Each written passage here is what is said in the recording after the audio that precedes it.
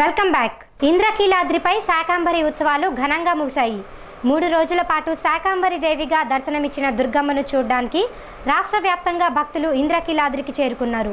శాకాంబరి ఉత్సవాలు చివరి రోజు కావడంతో దుర్గగుడిని పలు రకాల కూరగాయలతో పళ్లతో అత్యంత శోభాయమానంగా తీర్చిదిద్దారు.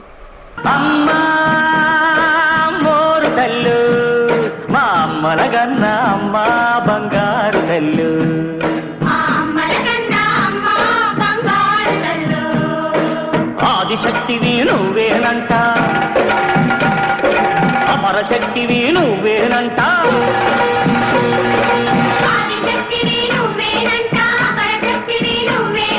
దుష్ట శక్తులను పతనం చేసే పరాశక్తివి నువ్వేనంట. అమ్మా మోరు తల్లు.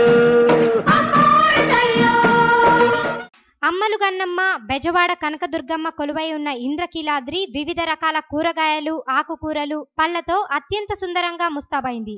ప్రతి సంవత్సరం అత్యంత ప్రతిష్టాత్మకంగా నిర్వహించే శాకాంబరి ఉత్సవాలు ఈ సంవత్సరం కూడా భక్తులను భక్త సాగరంలో ఓలలాడించాయి. ఈ నెల 10న ప్రారంభమైన శాకాంబరి ఉత్సవాలు 3 రోజుల పాటు ఘనంగా నిర్వహించారు. ఇంద్రకీలాద్రిపై కొలువై ఉన్న దుర్గమ్మ ఈ 3 రోజుల పాటు శాకాంబరి దేవిగా భక్తులకు దర్శనమిచ్చింది. ఈ 3 రోజుల పాటు ఆలయాన్ని వివిధ రకాల కూరగాయలు, ఆకుకూరలు, పళ్లతో అలంకరించారు. మండపంలో కేవలం కూరగాయలతో, ఆకుకూరలతో తయారు చేసిన అమ్మవారి విగ్రహం ఈ శాకాంబరి ఉత్సవాలకే హైలైట్ గా నిలిచింది. శాకాంబరి మూర్తిగా దర్శనమిచ్చిన అమ్మవారిని చూడ్డానికి రాష్ట్ర వ్యాప్తంగా భక్తులు ఇంద్రకీలాద్రికి తరలి రావడంతో దుర్గగుడి కిక్కిరిసిపోయింది. దేవస్థానం సిబ్బంది అత్యంత ప్రతిష్టాత్మకంగా నిర్వహిస్తున్న ఈ కార్యక్రమంలో ఎటువంటి ఇబ్బందులకు తావు లేకుండా జాగ్రత్త పడ్డారు. అమ్మవారిని ఇలా శాకాంబరి దేవిగా దర్శించుకోవడం పూర్వజన్మ సుకృతంగా భావిస్తున్నట్లు భక్తులు తెలిపారు. మేము చాలా ఆనందంగా భావిస్తామండి. ఇలాంటి రోజు మళ్ళీ రాజు, అందులో శనివారము గురు పౌర్ణమి అవ్వటం, ఈ రోజు దర్శనం చేసుకోవటం చాలా మహాభావ్యంగా, ఏదో ఒక పుణ్య వల్ల మేము ఇలా దర్శనం చేసుకున్నామని భావిస్తున్నామండి. శాకంబరి దేవి అమ్మవారి అలంకారం చాలా నిండుగా చాలా బాగుందండి. ఎన్నో వరాలు ఇచ్చేటట్టుగా ఉంది. అమ్మవారిని చూస్తుంటేనే చాలా కళగా ఉంది.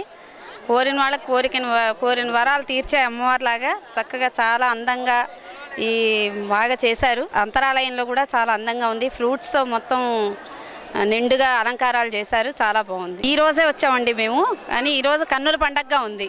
3 రోజుల పాటు నిర్వహించిన శాకాంబరి ఉత్సవాలలో భక్తులు భారీగా పాల్గొన్నట్టు ఆలయ ఇన్ఛార్జీఓ త్రినాథ్ తెలిపారు. అమ్మవారికి అలంకరించిన కూరగాయలను, పళ్లను భక్తులకు కదంబం ప్రసాదంగా పంపిణీ చేస్తున్నట్లు ఈవో తెలిపారు. ఇంద్రకీలాద్రిపై వేంచేస్తున్న శ్రీ అమ్మవారికి ఆషాఢ మాసంలో జరిపే ఉత్సవాల్లో ముఖ్యమైనది ఈ శాకాంబరి అవతారం అండి. ఇది 2007వ సంవత్సరం నుంచి అత్యంత వైభవంగా జరపబడుతుంది.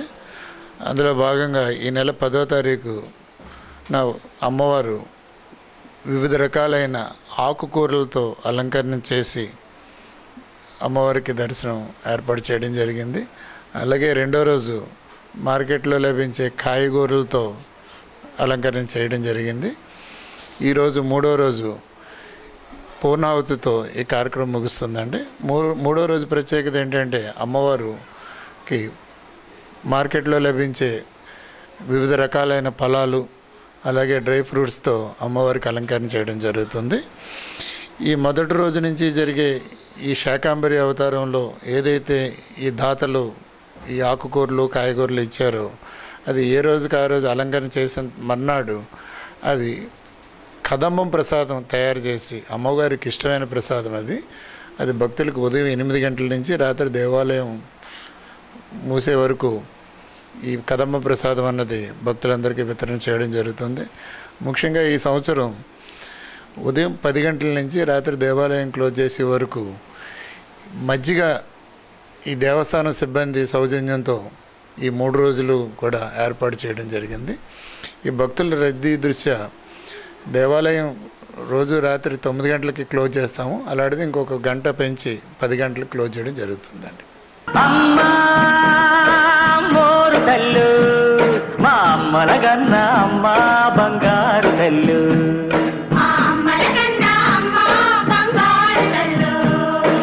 ఆదిశక్తివి నువ్వేనంట, అమరశక్తివి నువ్వేనంట,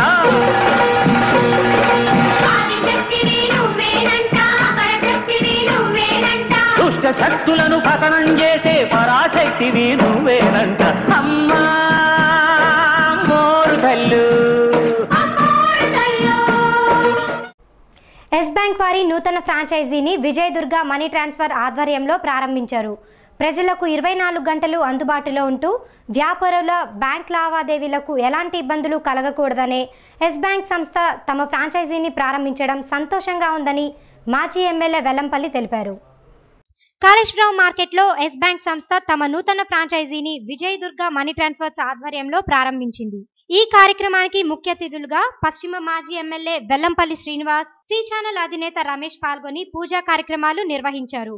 ఈ సందర్భంగా మాజీ ఎమ్మెల్యే వెల్లంపల్లి మాట్లాడుతూ సెలవులు, ఆదివారాల్లో బ్యాంక్ ఖాతాదారులు, వ్యాపారులు తమ లావాదేవీలు సాగించుకోవడానికి వీలు పడదని, ఎస్ బ్యాంక్ సంస్థ ఫ్రాంచైజీని ప్రారంభించడం వల్ల ఇకపై 24 గంటలు ఎటువంటి బ్యాంక్ లావాదేవీలనైనా సాగించుకునే అవకాశం ఉందని, ఇలాంటివి నగరంలో మరిన్ని ప్రారంభించి ప్రజలకు అందుబాటులో తేవాలని కోరారు. బ్యాంకింగ్ వారిది ఏజెన్సీ ఇక్కడ ప్రారంభించడం జరిగింది.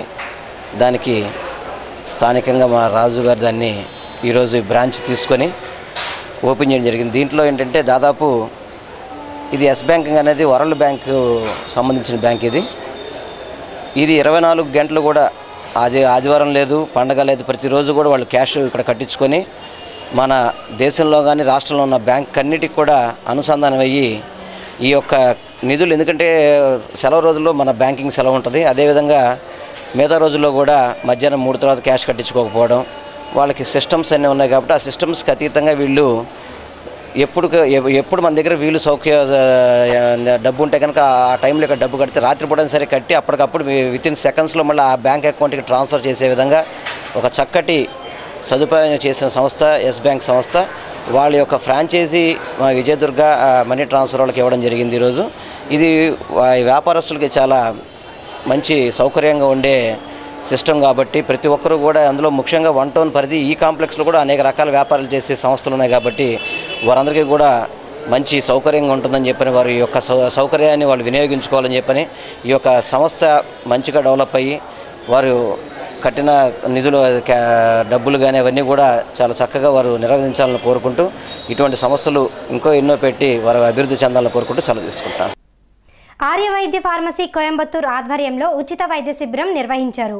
కోయంబత్తూరులోని కేరళీయ ఆయుర్వేద ఆసుపత్రిని ప్రారంభించి 75 సంవత్సరాలు పూర్తయిన సందర్భంగా పేదలకు ఉచిత వైద్య శిబిరం నిర్వహిస్తున్నట్లు ఆర్య వైద్య ఫార్మసీ వైద్యులు అనంత రామకృష్ణ తెలిపారు. ఆర్య వైద్య ఫార్మసీ కోయంబత్తూరు ఆధ్వర్యంలో కేరళీయ ఆయుర్వేద వైద్య శిబిరాన్ని నిర్వహించారు. ఈ సందర్భంగా కేరళీయ ఆయుర్వేద వైద్యులు అనంత రామకృష్ణ మాట్లాడుతూ కోయంబత్తూరులోని అత్యంత ప్రాచుర్యం కలిగిన కేరళీయ ఆయుర్వేద ఆసుపత్రి 75 సంవత్సరాలు పూర్తి చేసుకున్న సందర్భంగా పేదలకు ఉచిత వైద్య పరీక్షలతో పాటు ఉచితంగా మందుల పంపిణీ కార్యక్రమం నిర్వహిస్తున్నట్లు తెలిపారు.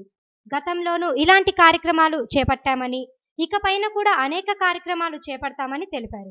ఈ ఆర్య వైద్య ఫార్మసీ కోయంబత్తూరు లిమిటెడ్ 1943లో స్థాపించారు కోయంబత్తూరులో. అది ఈరోజు 72 సంవత్సరాలు పూర్తి చేసుకున్న సందర్భంగా ఈ విజయవాడలో మన కేరళీయ ఆయుర్వేద హాస్పిటల్ జగడంవారి స్ట్రీట్లో ఉచితంగా ఆయుర్వేద వైద్య శిబిరం నిర్వహిస్తున్నాం. ఈ సందర్భంగా అందరికీ ఉచితంగా పరీక్ష చేసి మందులు అది ఇస్తున్నాం. మోకాలు నొప్పులు, నడుము నొప్పులు, పెరాలసిస్, జాయింట్ పెయిన్స్, తర్వాత గ్యాస్ ట్రబుల్, బీపీ, షుగర్ ఇట్లాంటి వాటన్నిటికీ పరీక్ష చేసి ఏవీపీ వారి విశిష్టమైన మందులు ఉచితంగా అందజేస్తున్నాం. ఈ సందర్భాన్ని అందరికీ వినియోగించవలసిందిగా కోరుతున్నాం. వార్తలు ముగించే ముందు ముఖ్యాంశాలు మరోసారి.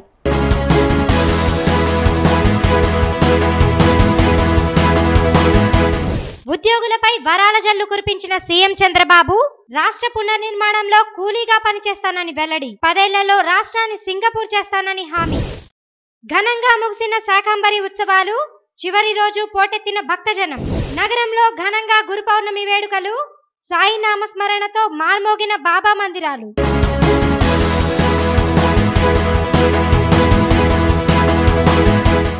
ఈ వార్తలు ఇంతటితో సమాప్తం. తిరిగి నెక్స్ట్ బులెటిన్లో మళ్ళీ కలుసుకుందాం. అంతవరకు సెలవు. నమస్కారం.